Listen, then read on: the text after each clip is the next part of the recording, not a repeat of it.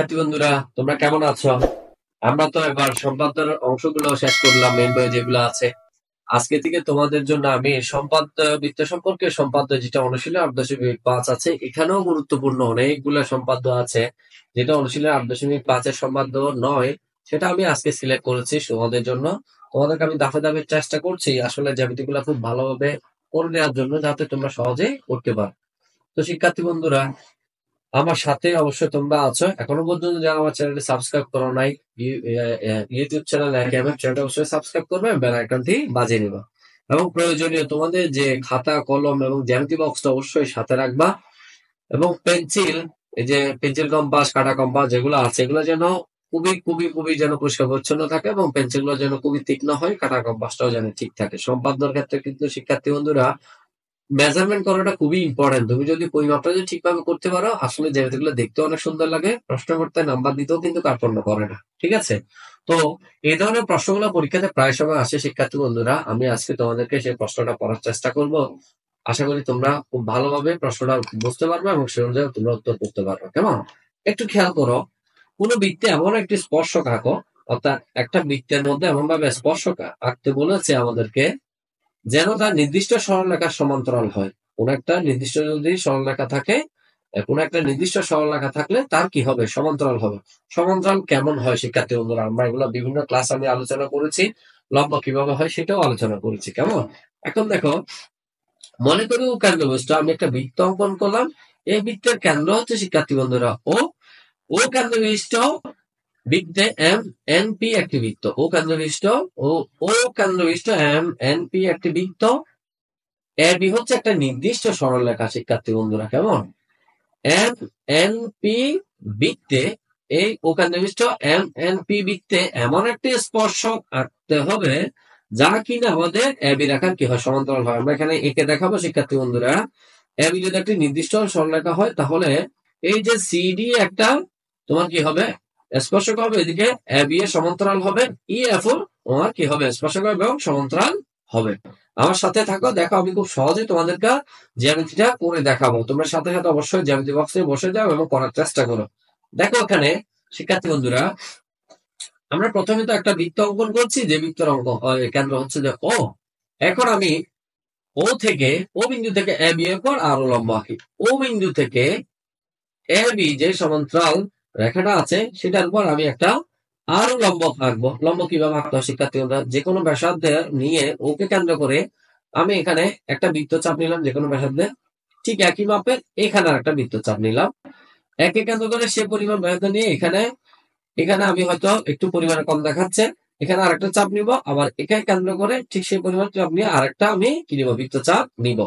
সেই বৃত্তচাপের যে মূল পয়েন্ট আছে সেটা ও বিন্দু থেকে যোগ করে দিব, তাহলে আরো লম্বটা আমরা পেয়ে যাব। তোমরা সাথে সাথে অঙ্কন করে ফেলা। তাহলে আরো লম্বটা এবি সরল রেখাকে কিন্তু দেখো কে বিন্দুতে ছেদ করেছে, এবং আর ও সরল রেখাটা এম এন পি বৃত্তটাকে এম বিন্দুতে কিন্তু কি করেছে? ছেদ করেছে শিক্ষার্থী বন্ধুরা। কেমন? এইখানে সেটা আমরা বলেছি। এখন দেখো এখানে লেখাগুলো আছে তোমার। ও বিন্দু থেকে এবি এর উপর আরো লম্ব আঁকি, আরো এবি রেখা কে বিন্দুতে, এবং এম এন পি বৃত্তটাকে এম বিন্দুতে ছেদ করেছে। এখন যদি আরো কে যদি আমি বর্ধিত করি শিক্ষার্থী বন্ধুরা, আর কে যদি আমি বাড়াতে চাই, যদি আমি বাড়িয়ে দিই, তাহলে সেটা বৃত্তের যে পি বিন্দু আছে সেটাকে কি করবে? ছেদ করবে। জাস্ট আমি আর থেকে ও যেটা টানবো সেখান থেকে আমি স্কেল ধরে এখানে যদি সোজা বরাবর টেনে দিই, তাহলে সেটা এই বিন্দুতে অর্থাৎ পি বিন্দুতে কি করেছে? ছেদ করেছে। এই বৃত্তটা পি বিন্দুতে ছেদ করেছে। সুতরাং এম পি রেখার উপর এম বিন্দুতে এবং পি বিন্দুতে যথাক্রমে আমি সিডি এবং ই এফ লম্ব টানবো। এখন লম্বটা কিভাবে টানবো? দেখো, এম বিন্দুতে এবং পি বিন্দুতে যদি আমি এখানে লম্বটা নিই, লম্ব কেন টানবো শিক্ষার্থীরা বন্ধুরা? স্পর্শকটা এই যে নির্দিষ্ট একটা সরল রেখার কি হয়? সমান্তরাল হয়। তাহলে আমি যদি এম বিন্দুতে যদি একটা লম্ব অঙ্কন করি শিক্ষার্থী বন্ধুরা, যে কোনো ব্যাসার্ধের চাপ নিয়ে আমি এখানে একটা বৃত্তচাপ অঙ্কন করলাম। এখান থেকে সেটা যে চাপটা নিলাম এখানে কাটলাম। এখানে কাটার সাথে সাথে আমি এখানেও কাটছি, আবার এখান থেকে ঠিক আমি এখানেও কেটে নিব, এখান থেকে আমি এটাও কেটে নিব। মাপটা হতে যেহেতু আমি MS1 এ ড্রয়িং করেছি, তোমাদের সবার নাও হতে পারে। তোমরা কিন্তু সেটা পেন্সিল কম্পাস দিয়ে তোমরা যদি একই মাপ নিয়ে এখানেও কাটবা, এখান থেকে কেন্দ্র করে এখানেও কাটবা, এবং এখান থেকে একই মাপ নিয়ে এখানেও কাটবা। বৃত্তচাপ, দুইটা বৃত্তচাপ নিয়ে ঠিক এবার সি থেকে ডিটা কি করে দিবা? যোগ করে দিবা। তাহলে এটা এম এন পি বৃত্তের জন্য এটা একটা স্পর্শক হয়ে যাবে, এবং যেটা কিনা বি সরলরেখা কি হবে, সিডিটা সমান্তরাল হবে। ঠিক আছে, সেটা হচ্ছে এম বিন্দুতে। এখন পি বিন্দুতে দেখো, পি বিন্দুতে আরেকটা বৃত্তচাপ নিয়ে তোমরা এখানে সমান নিয়ে যতটুকু নিয়েছ যে এখানে সেটা কাটবা, এখান থেকে সে সাথে সাথে এখানেও কেটে নিবা। তারপরে এখানে বসে পেন্সিল কম্পাস শিক্ষার্থী বন্ধু এখানে একটা চাপ নিবা, আর এখান থেকে কেন্দ্র করে এখানে আরেকটা চাপ নিবা।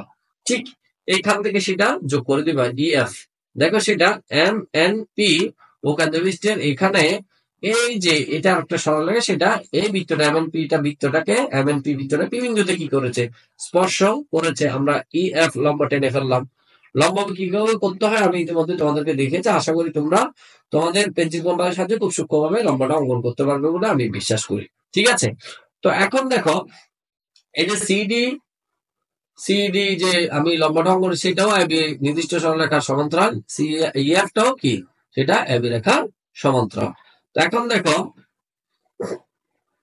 তাহলে আমরা বলতে পারি সিডি এবং ইএফএ হচ্ছে নির্ণীয় স্পর্শক। সিডি এবং ইএফএ হচ্ছে যে নির্ণীয় কি স্পর্শক। প্রশ্ন কিন্তু আমাদেরকে সেটাই বলছে। এই প্রশ্নটা কিন্তু শিক্ষার্থীদের প্রায় সময় পরীক্ষাতে আসে। ঠিক আছে, তো আমি যে কথাগুলো বলেছি আমি পরে এই কথাগুলো আর শোনাই না, আমার কথার মধ্যে দিয়ে সেই জিনিসগুলো চলে আসছে, তোমরা বড়ই ফিল করতে পারো, সেই জন্য আমি আর বলি নাই। প্রয়োজনে তোমরা ভিডিওটা স্থির করে তোমরা লেখাগুলো প্রয়োজনীয় তথ্যগুলো নিয়ে নিতে পারো।